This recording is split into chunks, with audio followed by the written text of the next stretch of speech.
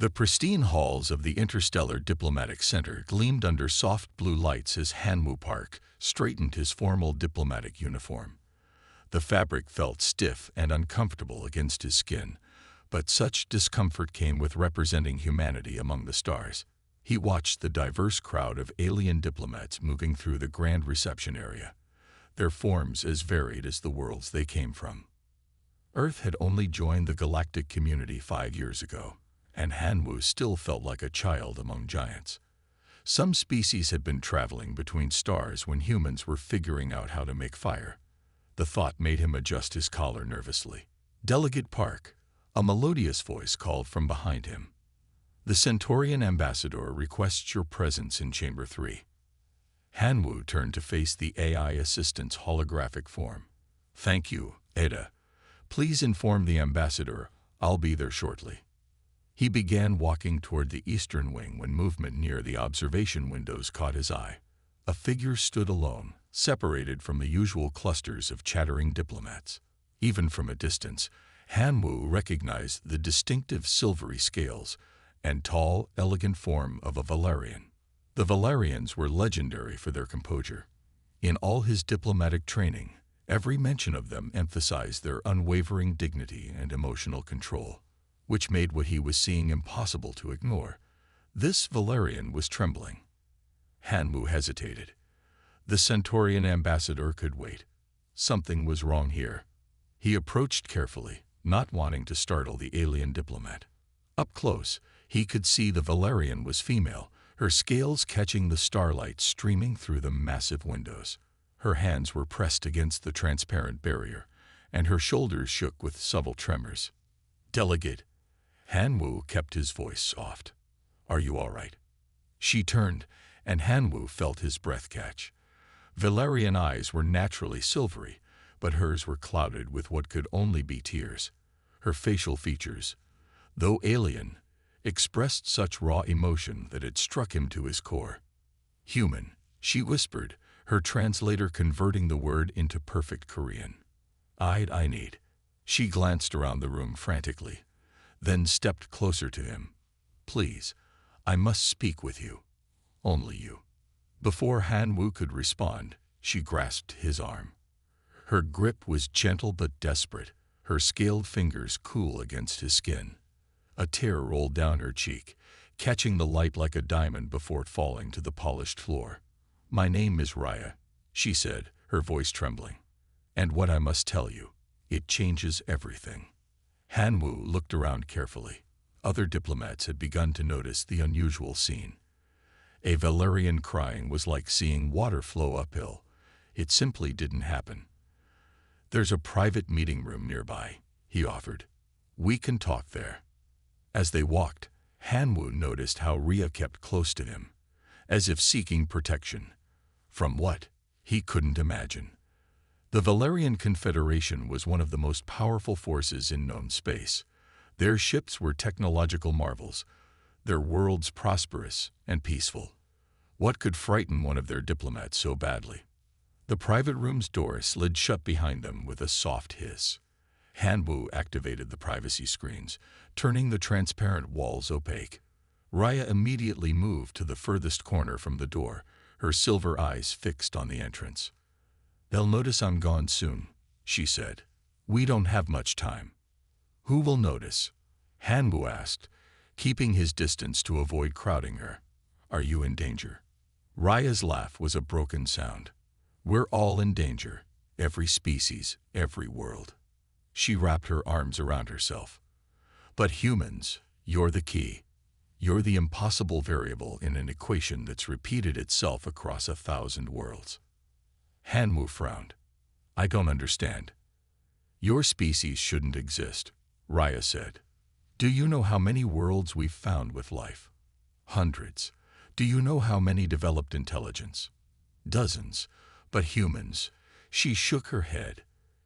"You broke every rule we thought we understood about evolution." A chime from the door made her jump. Hanwoo moved between her and the entrance instinctively.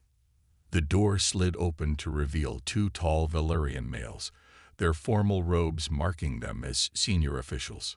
"Delegate Raya, One said, his tone carrying an edge Hanwoo had never heard in a Valerian voice before. "You're needed elsewhere." Immediately. Rhea straightened, composing herself with visible effort. As she passed Hanwoo, she pressed something into his hand. A small data crystal, warm from being held close to her body. "Find me again," she whispered, too quietly for her translator to pick up. But Hanwoo understood the words from her lips, from her eyes. He watched her leave with the officials, their forms disappearing down the gleaming hallway. In his palm, the crystal pulsed with a faint blue light. Hanwoo closed his fingers around it, knowing his quiet diplomatic life had just become something else entirely. The Centaurian ambassador would definitely have to wait. 3 days passed before Hanwoo found a secure way to access the data crystal. In his private quarters at the diplomatic residence, he connected it to an isolated system, watching as strange symbols flickered across his screen. The translation software worked slowly, converting the Valerian script into something he could understand. His hands trembled as he read. The files contained surveillance reports spanning centuries, all focused on Earth. The earliest entries dated back to humanity's first radio transmissions. The Valerians had been watching, recording, and analyzing every step of human development. A soft chime interrupted his reading. Someone was at his door. Hanwoo quickly secured the crystal and checked the security feed. His heart skipped when he saw Rhea standing there alone, her silver scales dulled by what looked like exhaustion. He opened the door immediately. "You shouldn't be here," he said, but stepped aside to let her in. Rhea moved past him like a shadow. "I'm being watched. They know I gave you the crystal." She turned to face him, her silver eyes reflecting the dim light. "Did you read it?" "Some," Hanwoo admitted, closing the door. "Why were your people studying us for so long, before we even knew other species existed?" Rhea sank into a chair, her usual grace replaced by bone-deep weariness. "Because you did something no other species has done. You survived what should have killed you." "What do you mean?" "Your son," she said, gesturing toward the window where Earth's stars shone in the distance. "Your world. The background radiation levels on Earth are..." She paused, searching for words. "They're wrong. Too high. Every model we have says complex life shouldn't have evolved there. But it did. You did." Hanwoo sat across from her. "There are other worlds with life. You said so yourself." "Yes, but they're different. Safe worlds. Stable worlds." Rhea leaned forward. "Earth is like a reactor compared to them. And instead of dying, humans adapted. You grew stronger. Your DNA repairs itself in ways we've never seen before. You can survive in environments that would kill most species." A heavy silence filled the room. Hanwoo thought about all the times in human history when experts said something was impossible, only to be proven wrong. "Is that why your government fears us?" he asked quietly. Rhea's laugh was bitter. "Fears you? They're terrified. Every species reaches a point where they stop evolving. A final form. But humans? You're still changing. Still adapting. Some of our scientists think you're on the verge of becoming something entirely new. That doesn't explain why you're helping us," Hanwoo said. "Why risk everything to warn me?" Before Rhea could answer, her personal communicator buzzed. The color drained from her face as she checked it. "They know I'm here. I have to." The door chimed again. This time, the security feed showed 3 Valerian security officers, their uniforms marking them as part of their diplomatic protection force. "Hide," Hanwoo whispered, but Rhea shook her head. "No time. No point." She grabbed his hands, her scaled fingers cool against his skin. "Listen to me. In 2 days, there's a council meeting. They're going to propose something terrible. You have to be there. You have to speak for Earth." The door chimed again, more insistent. "What are they planning?" Hanwoo asked urgently. Rhea's eyes filled with tears again. "They want to stop human evolution before it's too late. They want to change your entire species, make you like us. Stable, predictable, safe. The door's security system warned of an override in progress. How? Hanwoo demanded. How would they change us? The same way they changed themselves, thousands of years ago. Raya's words came fast now. The same way they've been changing every species they've encountered. They call it the Unity Protocol. It rewrites genetic code at a fundamental level, stops evolutionary advancement cold. The door slid open. The security officers entered with practiced efficiency, their movements precise and controlled. Delegate Raya. One said, "You are in violation of diplomatic protocols. Come with us." Raya stood slowly. "Remember what I said," she told Hanwoo. 2 days. Council chamber. She turned to the officers. "I'll come quietly." Hanwoo watched helplessly as they led her away. His mind raced with implications. The Valerians had been manipulating species across the galaxy, forcing them into genetic stasis. And now they wanted to do the same to humanity. He looked at his hands, thinking about the countless generations of human adaptation and change that had led to his existence. The struggles, the survival, the endless push to become more than what they were. His communicator buzzed. A message from Jada, his superior. Emergency meeting. Now. Hanwoo gathered the data crystal and his tablet. Whatever was coming, Earth needed to be ready. But first, he had to convince his own government that one of the most powerful species in the galaxy was planning to fundamentally alter the human race. He touched his fingers where Rhea had held them, still feeling the cool impression of her scales. She had risked everything to warn them. He couldn't let that sacrifice be for nothing. As he left his quarters, Hanwoo made a silent promise. Humanity would remain free to forge its own path among the stars, no matter what it cost. The underground archives of Earth's diplomatic corps hummed with the soft sound of air recyclers as Hanwoo and Jia pored over historical documents. Scattered across the holographic displays were hundreds of reports. Unexplained sightings, strange energy signatures, and mysterious signals stretching back centuries. "Look at this one," Jaya said, pushing a file toward Hanwoo. 1947. Multiple ships matching Valerian design spotted over Earth's northern hemisphere. Our people thought they were weather balloons. Hanwoo rubbed his tired eyes. They'd been at this for hours, ever since he'd shared Raya's warning and the contents of the data crystal. They'd been studying us longer than we've had powered flight. All these years, we thought we were alone. Not alone, Jaya corrected, her voice tight with concern. Observed, like specimens in a galaxy-sized laboratory. She pulled up another report. Here, 1986. Valerian energy signatures detected near Chernobyl right after the disaster. They weren't just watching our progress. They were studying how we handled radiation. A soft alert chimed on Hanwoo's tablet. Another encrypted message from Rhea somehow slipped past her confinement. His hand shook slightly as he decoded it. "What does she say?" Jaya asked, moving to look over his shoulder. "Check the genetic archives." Hanwoo read. "Not just humans. Every species. Look for the pattern." Jaya was already accessing the xenobiology database. Hundreds of species appeared on the main screen. Every intelligent race humanity had encountered since joining the galactic community. "There," Hanwoo pointed. "Sort them by genetic stability rates." The data reorganized itself. A clear pattern emerged.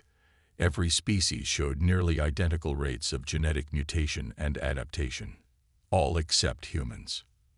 "That's not natural," Jaya whispered. "Evolution doesn't work like that. Different environments, different pressures should produce different rates of change." Hanwoo thought back to Rhea's words about the Unity Protocol. Unless something made them all the same, unless something stopped their natural evolution. A new message flashed on his screen. "Meeting room 4. Now. Come alone." Hanwoo showed it to Jaya. She frowned. "It's not from Rhea. Different encryption signature. Someone else wants to talk." Hanwoo stood, straightening his uniform. "Keep digging. If what Raya said is true, We only have one day before the council meeting. The walk to meeting room 4 felt longer than usual. The normally busy halls of the diplomatic center were oddly empty. Han Wu's footsteps echoed against the polished floors. The door slid open at his approach. Inside, an elderly Valerian male sat waiting.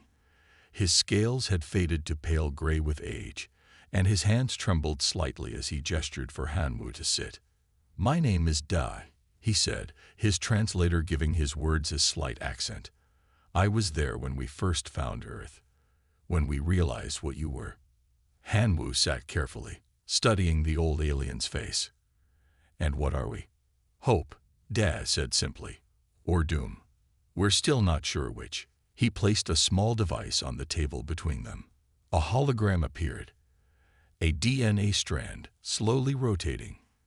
"This is what standard genetic code looks like across the galaxy. Stable, unchanging." The image shifted.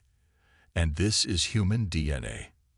The new strand seemed to pulse and shift, small changes rippling through its structure even as they watched.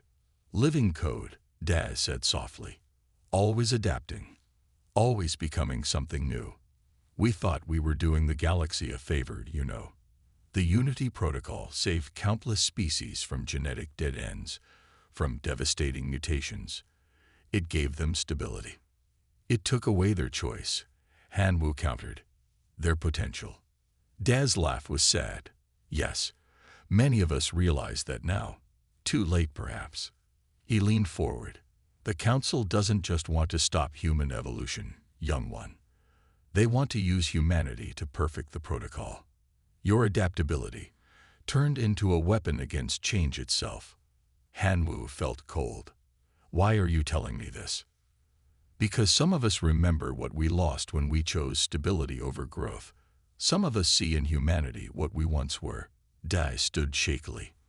"I've lived long enough to see my people become stagnant, frozen in our perfection. We need humanity to remain free, even if it terrifies us." He pulled out a small crystal, similar to the one Raya had given Han Wu. "Everything you need to know about the protocol is here. Its weaknesses, its limits." He placed it on the table. "Use it well. They'll know you helped us," Han Wu said. Dai moved toward the door. "Yes, but perhaps it's time for change to come to the Valerians as well." He paused. "Find Raya. She knows where the protocol control center is. And hurry. The council won't wait much longer." After Dai left, Han Wu sat alone in the room, holding the crystal. Outside, Earth's sun was setting, painting the sky in brilliant colors that no other world could quite match. Colors born from the very radiation that should have prevented life from evolving here. His communicator buzzed. Jaya had found something in the archives. Evidence of other species that had resisted the protocol. Species that had disappeared mysteriously. Time was running out. Tomorrow, the council would meet to decide humanity's fate. But humanity had never been good at accepting limits placed on them by others. Han Wu tucked the crystal away safely and headed back to the archives. They had one night to find a way to save not just humanity's future, but perhaps the future of every species in the galaxy. The weight of that responsibility should have been crushing. Instead, he felt something else, something uniquely human. Hope. The morning of the council meeting dawned with an eerie calm. Han Wu stood at the observation deck of the diplomatic center, watching ships move through the early light. More Valerian vessels had arrived during the night, their sleek forms casting long shadows across the city below. His neural implant buzzed with an urgent message from Jita. "Found her. Sub-level 3, containment wing. Security shifts change in 10 minutes." Han Wu moved quickly through the building's less traveled corridors. The data crystals from both Rhea and Dai felt heavy in his pocket. What they had discovered in the archives last night changed everything. The true scope of the Valerians' genetic manipulation program went far beyond anything they had imagined. The service elevator hummed softly as it descended. Han Wu's diplomatic credentials would get him through most security checkpoints, but reaching Raya would require perfect timing. As he reached sub-level 3, he saw the security shift change beginning. 2 Valerian guards walked away from their post, replaced by a single officer who looked fresh and alert. Han Wu's heart sank until the officer turned, revealing Dai's familiar aged features. 3 minutes, Dai said quietly as Han Wu approached. That's all I can give you. The containment cell's door slid open. Raya sat on a simple bed, her silver scales dulled by the harsh lighting. She showed no surprise at seeing Han Wu. You found the other records, she said. It wasn't a question. Yes. Han Wu moved closer. The Unity Protocol isn't just about stopping evolution. It's about control. But there's something you haven't told me yet. Something worse. Raya stood, her movements stiff from confinement. The Council meets in 2 hours. They'll vote to implement the protocol across Earth's entire population. But that's not the worst part. She stepped closer, her voice dropping to a whisper. They're afraid because they've seen this before. Another species that evolved like humans, that adapted to radiation and change. What happened to them? They became something new, something beyond anything we could understand. Raya's eyes seemed to look through him, seeing something distant. The Valerians didn't just stop evolving naturally. They chose to stop because they saw what true evolution could lead to. Han Wu felt a chill run down his spine. What did they see? A species that could reshape reality itself. That could step between dimensions like we walk between rooms. Raya's hands trembled. They called themselves the predecessors, and when the Valerians tried to stop them, to force the protocol on them, they simply disappeared, took their worlds, their technology, everything, and vanished into some higher dimension we couldn't follow. And they think humans are on the same path. We've been measuring your species' neural complexity, your growing psychic potential, your increasing ability to manipulate quantum fields. Raya gestured helplessly. You're following the exact same evolutionary pattern. In a few thousand years, maybe less. The implications staggered Han Wu. We could become like them. Unless the protocol stops you first. Raya touched his arm gently. But there's more. We found evidence. The predecessors didn't just leave. They're watching, waiting to see if any other species would follow their path naturally. A warning chime sounded. Their time was almost up. The council chamber, Raya said quickly. There's a quantum resonance device hidden in the walls. It's meant to broadcast the protocol's initializing sequence across Earth's hemisphere, but it could be reconfigured. To do what? To prove humanity's potential. To show them what they're so afraid of. She pressed something into his hand. A small device. When the time comes, activate this. It will wake something up in your genetic code. Temporarily. A glimpse of what humanity might become. Footsteps approached outside. Han Wu tucked the device away quickly. Why help us? He asked. Why risk everything? Raya's smile was sad. Because I remember our own stories. Before the protocol, we were dreamers too.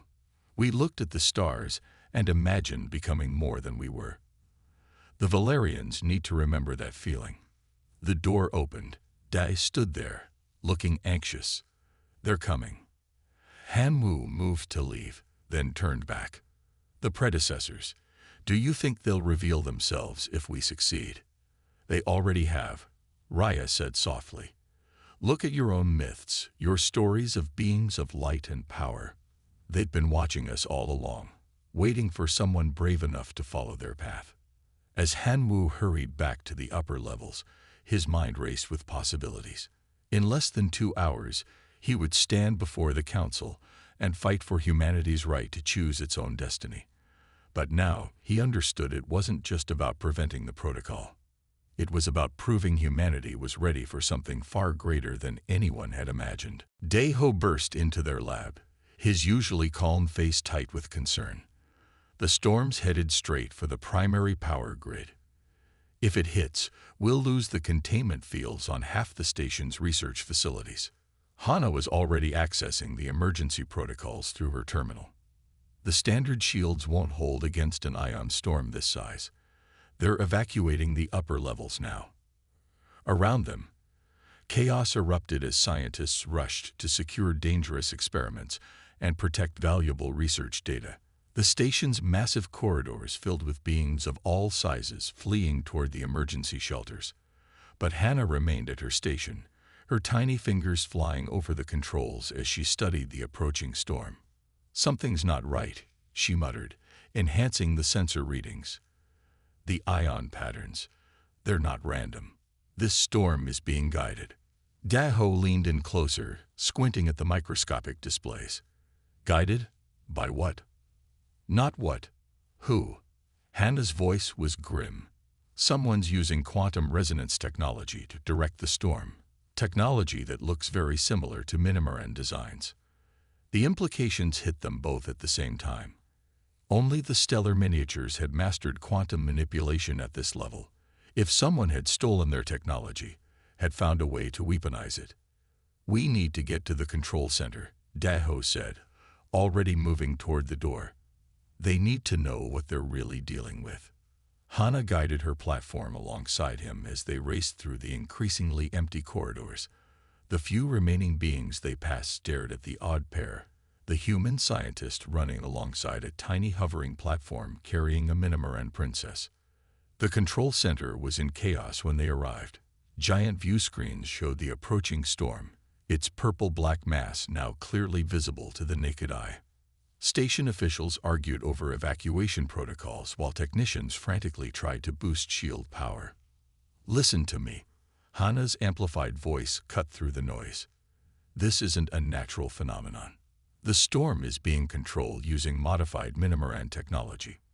The station's chief administrator, a tall crystalline being, turned toward them. "Controlled? Impossible. And how would a small one like you know this?"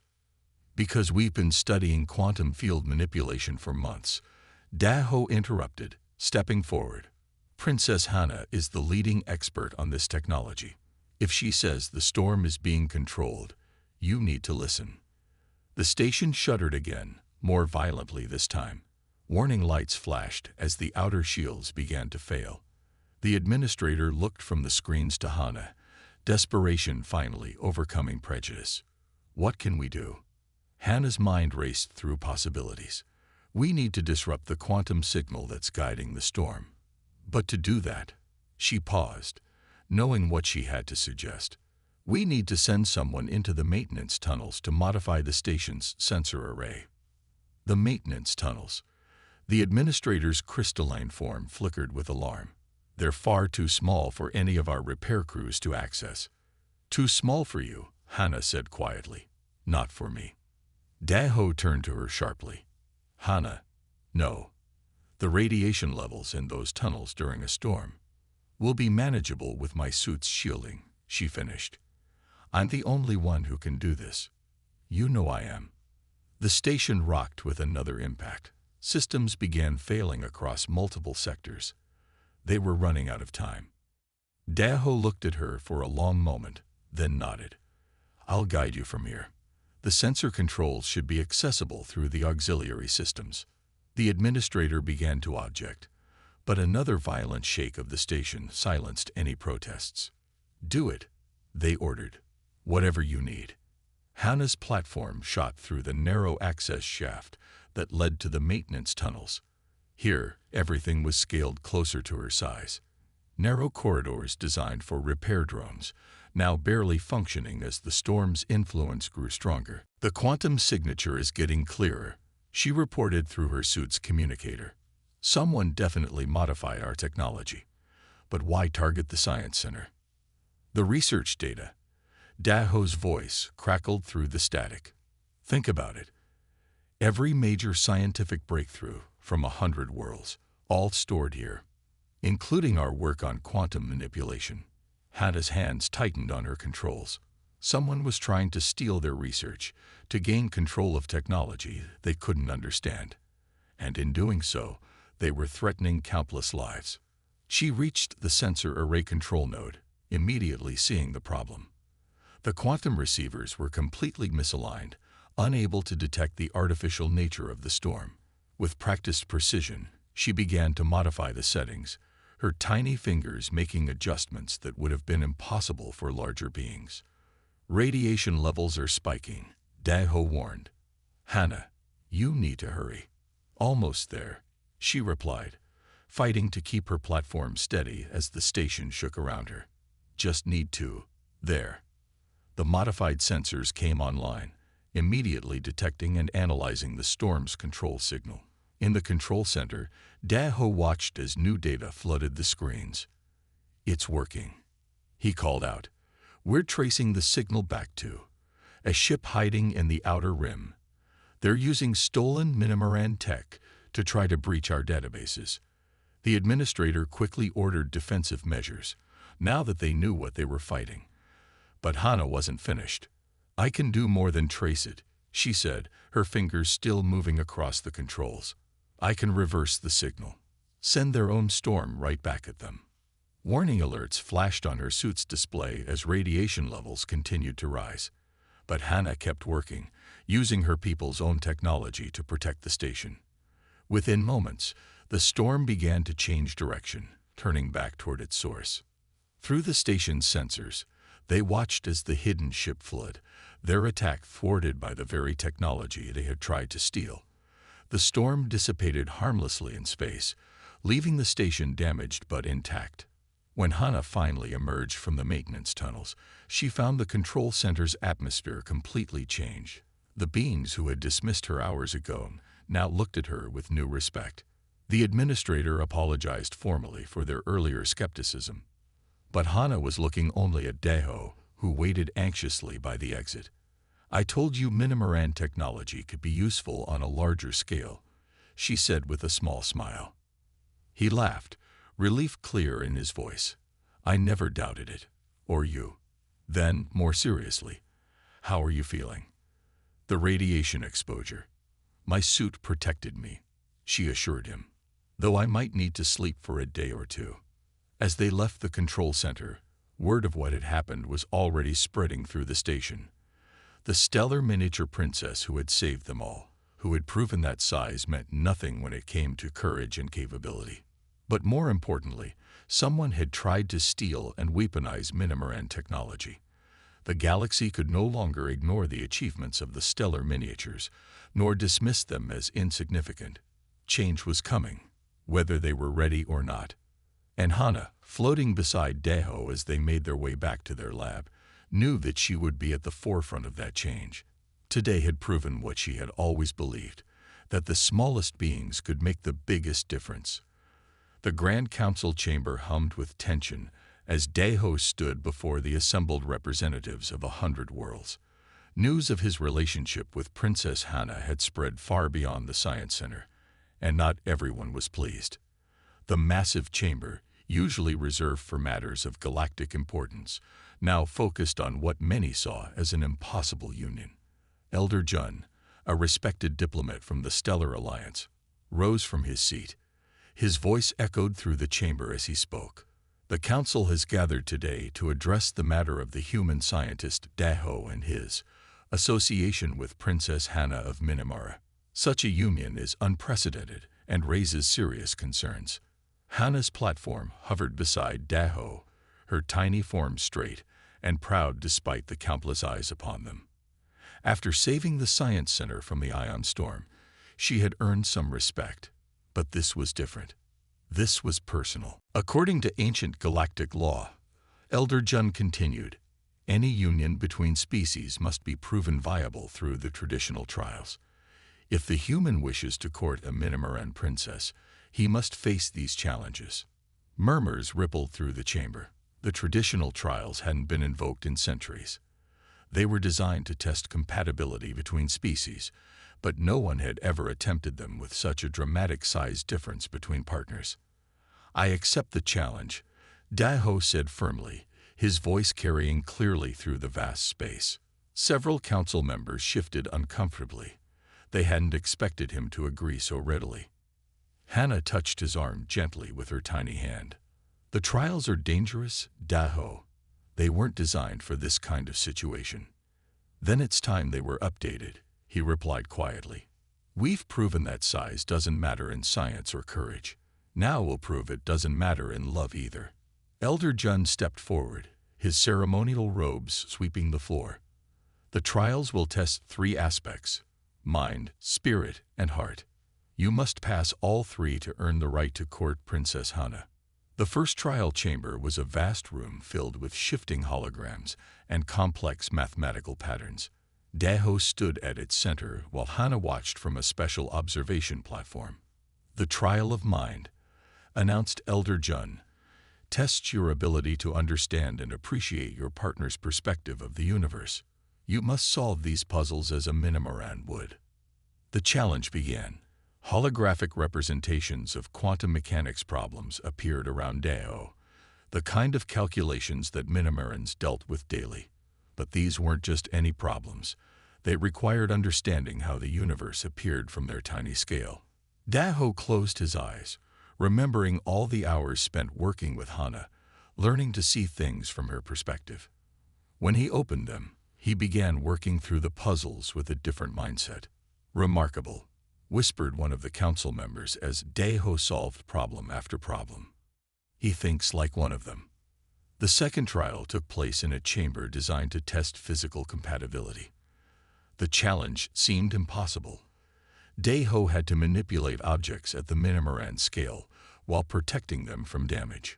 "The trial of spirit," Elder Jun explained, "proves you can exist in harmony with your partner's world without destroying it." Using specially designed quantum interface gloves, Daho carefully moved through a series of increasingly difficult tasks. His hands shook slightly as he handled objects smaller than dust to human eyes, but months of working with Minimoran technology had taught him extraordinary precision. Hana watched, her heart racing, as he completed each task with careful determination. She had never seen anyone of his size show such delicate control, such respect for the tiny world her people inhabited.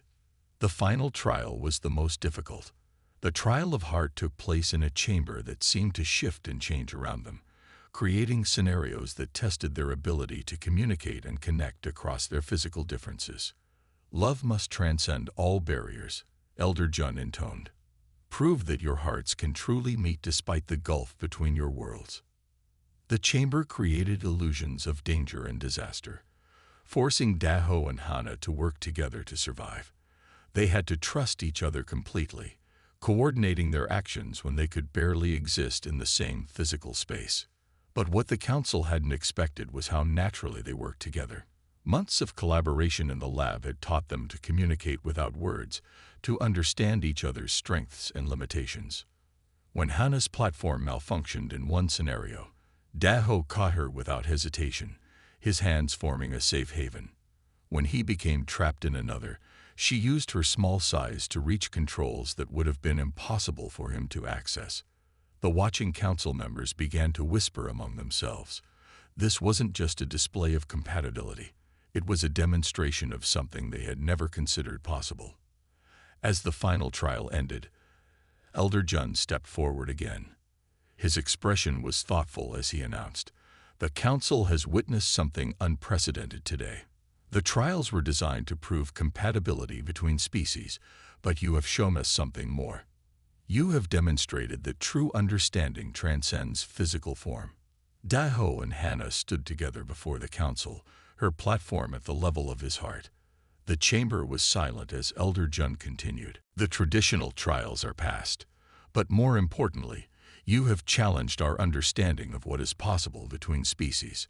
Perhaps it is we who have failed a test today, the test of seeing beyond our preconceptions." The announcement sent ripples through the gathered diplomats. Some nodded in approval, while others seemed uncomfortable with the implications. But for Daho and Hana, the council's reaction hardly mattered. "You didn't have to do this," Hana said softly as they left the chamber. "Face the trials, I mean. We could have found another way." Daho smiled down at her. "Yes, I did. Not just for us, but for everyone who's ever been told that being different means being less. You taught me that size doesn't determine worth. Today, we taught it to the galaxy." As they moved through the corridors together, other beings stepped aside, watching with new eyes. The human scientist and the tiny princess had done more than pass some ancient trials. They had begun to change how the galaxy saw itself. But their greatest challenges still lay ahead. The trials were just the beginning of their journey together, a journey that would continue to challenge prejudices and reshape possibilities. For now, though, they had won the right to face those challenges together, and that was enough. The morning light filtered through the crystalline walls of Daho's new laboratory aboard the Minimaran diplomatic vessel. It had been 2 months since he passed the traditional trials, and now he faced an even greater challenge, adapting to life among the stellar miniatures. The lab itself was a testament to human ingenuity, a unique blend of human and Minimaran technology that allowed him to work seamlessly with beings a fraction of his size. Today, he stood carefully adjusting a quantum interface device of his own design. The machine would allow him to manipulate objects at the Minimaran scale without risking damage to their delicate equipment. Hannah watched from her platform, her expression a mixture of pride and amusement. "You know," she said, guiding her platform closer to his workstation, "when my parents agreed to let you establish a lab here, I don't think they expected you to redesign our entire approach to cross-species interaction." Daho smiled as he made a final adjustment. "Your people have amazing technology, but it was all designed from your perspective. I just thought about how to bridge the gap from both sides." His latest invention was already drawing attention from both human and Minimaran scientists. The quantum interface allowed beings of any size to work together, sharing space and tools without risk to either party. It was just one of many innovations he had developed since moving to the Minimaran vessel. A soft chime announced the arrival of the Minimaran Science Council. The door rised open, revealing a group of tiny figures on their floating platforms. Among them was Master Jin, the head of Minimaran Research and Development, who had been one of the strongest opponents of Daho's presence on their ship. "We've come to evaluate your progress," Master Jin announced, his tiny voice amplified by his platform's systems. "The Council remains skeptical about sharing our technology with outsiders." Daho nodded respectfully. "I understand your concerns. Perhaps a demonstration would help." He activated the quantum interface, and the air between them shimmered with possibility. What followed was a display of human adaptability that left even the skeptical council members speechless. Daho showed how his modifications to Minimaran technology allowed for seamless cooperation between species of vastly different sizes. He demonstrated tools that could switch between scales instantly, communication systems that translated not just language but perspective, and safety protocols that protected both parties. "But the most important innovation," he said, reaching for a small device on his workbench, "is this." He activated it, and suddenly the council members could see their own world from his perspective, while he could see from theirs. The quantum viewer he had developed allowed beings to literally see through each other's eyes. Master Jin's platform moved closer, his scientific curiosity overcoming his prejudice. "This is remarkable. You've taken our basic principles of quantum manipulation and applied them in ways we never considered." "Because you never needed to," Hannah interjected. "You developed your technology for your own scale." Daho's human perspective allowed him to see new possibilities. The demonstration continued, showing how human ingenuity combined with Minimaran precision could solve problems that had long plagued both species. Daho had even developed a way to make Minimaran cities accessible to larger species without risking damage to their delicate structures. As the council members talked among themselves, Hannah guided her platform to Daho's shoulder level. "You're changing how they see humans," she said softly, "not just as allies, but as equals who can offer new perspectives." Before Daho could respond, an alarm blared through the ship. Red warning lights flashed as the vessel's quantum sensors detected an approaching threat. The same pirates who had tried to steal Minimaran technology at the Science Center had returned, and this time they had brought reinforcements. "All defensive systems online," announced the ship's eye. "But the pirates are using modified quantum disruptors. Our shields may not hold." This was the moment Daho had been preparing for. "Master Jin," he called out, "I need your authorization to activate the hybrid defense system." The council leader hesitated only briefly before nodding. Daho's fingers flew over his controls, activating a defense grid that combined human tactical thinking with Minimoran quantum technology. The pirates had expected to face traditional Minimoran defenses. They weren't prepared for this hybrid approach. Together, Daho and the Minimoran crew coordinated their defense. His modifications allowed them to work as one unit, despite their size differences. The pirates' weapons, designed to break through quantum shields, were useless against defenses that operated on multiple scales simultaneously. Within minutes, the attack was repelled. The pirate ships retreated, leaving the Minimoran vessel unscathed. Master Jin turned to Daho, his tiny features showing newfound respect. "We owe you an apology," the council leader said. "We were so focused on protecting our technology that we failed to see the value of combining our knowledge with others." Daho shook his head. "No apology needed. Change is never easy, especially when protecting something precious. But sometimes the best way to protect knowledge is to share it with those who can help it grow." The council departed, leaving Daho and Hannah alone in the lab. She looked at him with pride. "You've done more than create new technology," she said. "You've shown them that different doesn't mean incompatible, that sometimes the biggest innovations come from the unlikeliest partnerships." Daho smiled as he carefully adjusted her platform's hover height. "I learned it from you. You showed me that size doesn't limit possibility. It just requires looking at problems from a new perspective." As they turned back to their work, both knew that this was just the beginning.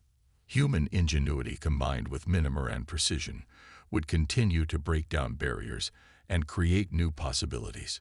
Together, they were proving that the greatest challenges could be overcome when different perspectives united toward a common goal.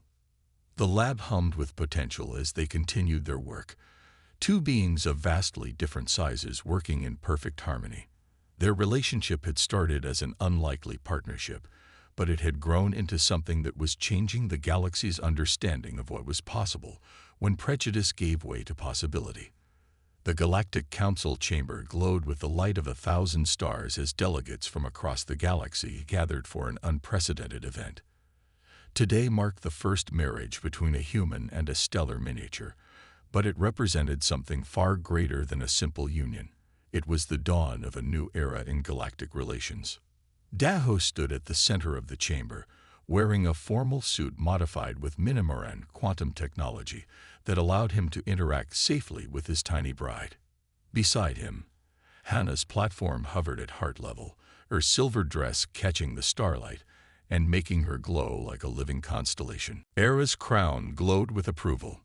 "Now you're thinking like both a human and an Aetherian," which, coincidentally, is exactly what our peoples need right now. As night fell fully, they sat together in the Garden of Mistakes, surrounded by the beautiful chaos of their combined influence on the crystal world. Tomorrow would bring more diplomatic challenges, more cultural misunderstandings to navigate, more patterns to break and rebuild. But for now, they had found understanding in their differences, harmony in their discord, and possibility in their imperfections. The crystal birds sang their impossible songs above them, proof that sometimes the most beautiful patterns are the ones that break all the rules. The day of the royal wedding dawned with both of Aetheria Prime's moons still visible in the morning sky. The crystal spires of the palace sang with anticipation, their harmonies a complex blend of traditional Aetherian songs and earth melodies. Inside his preparation chamber, Daho stood before a mirror, trying to make sense of his ceremonial attire. "Stop fidgeting," Minister Rin scolded, adjusting the crystal components of his formal wear. "These are living crystals. They respond to your emotions. Your nervousness is making them change color." Indeed, the crystalline elements of his outfit were shifting between shades of blue and green, reflecting his anxious state. After 3 months of preparation, the day had finally arrived. "I still can't believe this is happening," he said, watching as another crystal changed from azure to emerald. A year ago, I was a junior diplomat who couldn't even perform a proper greeting. And now you're about to become the first human Aetherian royal consort in history. Rin's crown sparkled with amusement. The universe has a strange sense of humor. The ceremony would combine both Earth and Aetherian traditions, something never attempted before. Through the window, Daeho could see the great crystal dome of the ceremonial hall, where thousands of guests from both worlds had gathered. "It's time," announced Lys, entering the chamber. His former cultural advisor now served as his chief of staff, her crown creating patterns of excited anticipation. The queen awaits. The walk to the ceremonial hall felt both endless and too short. Guards in living crystal armor lined the corridors, their formations creating complex light patterns that danced across the walls. As they approached the great doors, Daeho heard the combined sounds of Earth's classical music and Aetherian crystal harmonies, a new composition created specifically for this day. The doors opened, revealing a sight that took his breath away. The vast hall was filled with light and music. Humans and Aetherians sat together, their differences highlighted and celebrated rather than hidden. Above them, crystal birds flew in formation, their songs adding to the symphony. But all of this faded when Daeho saw Era. She stood at the far end of the hall, her ceremonial robes seeming to capture and amplify every ray of light. Her crown had been transformed into something entirely new, a fusion of traditional Aetherian patterns and elements inspired by Earth's natural forms.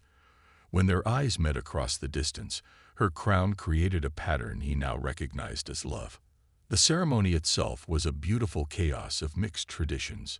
They exchanged Earth-style vows in both Korean and the musical language of the Aetherians. They performed the ancient crystal bonding ritual, but with modifications that allowed for human participation.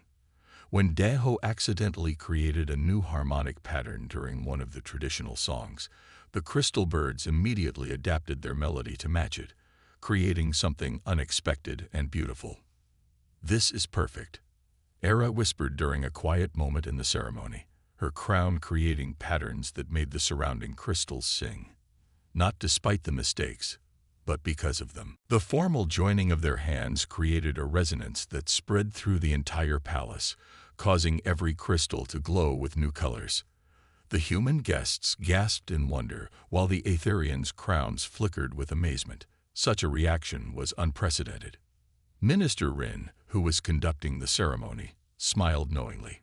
Perhaps, she announced to the gathered crowd, this is what the ancient texts meant when they spoke of harmonies yet undiscovered, the joining of different melodies to create new songs. After the ceremony came the celebrations. Humans attempted Aetherian dances, while Aetherians tried Earth's traditional moves, creating hybrid styles that shouldn't have worked but somehow did. The crystal birds above them incorporated both worlds' music into their songs, their voices carrying the promise of something new being born. Late in the evening, Daeho and Era escaped to their special garden, the one that had grown from their mistakes. The crystal formations had evolved, creating patterns that combined the mathematical precision of Aetherian designs with the organic chaos of Earth's natural growth. "Look," Era said, pointing to a new crystal formation that had grown during the ceremony. "It's responding to both of us equally now. Neither human nor Aetherian, but something new." Daeho touched the crystal gently, feeling its resonance, like the future we're building. "Exactly," she smiled, her crown creating patterns that reflected in every crystal around them. "A future where differences don't divide us, but make us stronger." Above them, the twin moons of Aetheria Prime shared the sky with visible stars that would lead back to Earth. The crystal birds sang their impossible songs, carrying notes from both worlds in perfect harmony. In the palace behind them, humans and Aetherians continued their celebrations, learning each other's ways and creating new ones together.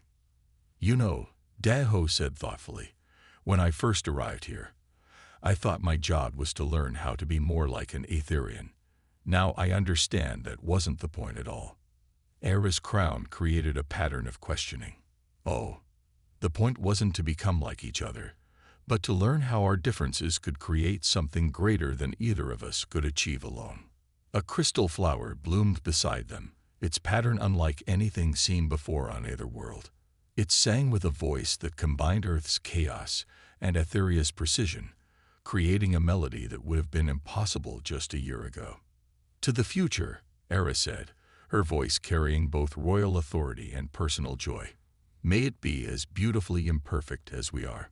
The crystal garden sang around them, its voice carrying their story to the stars, a tale of mistakes that turned out to be destiny, of differences that became strengths, and of two very different beings who found perfection in their imperfect union.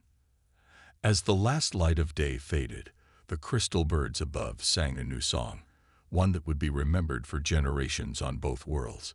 It was a song of hope, of change, and of the endless possibilities that arise when different worlds dare to dream together. The future stretched before them, as vast and full of potential as the space between their worlds. It would not always be easy. There would be misunderstandings, challenges, and plenty more diplomatic incidents. But now they understood that these weren't obstacles to overcome, but opportunities to create something new and wonderful. In the end, that was their greatest discovery, that love, like the universe itself, grows stronger not through perfect symmetry, but through the beautiful chaos of different patterns learning to dance together. Asterisk, the end asterisk.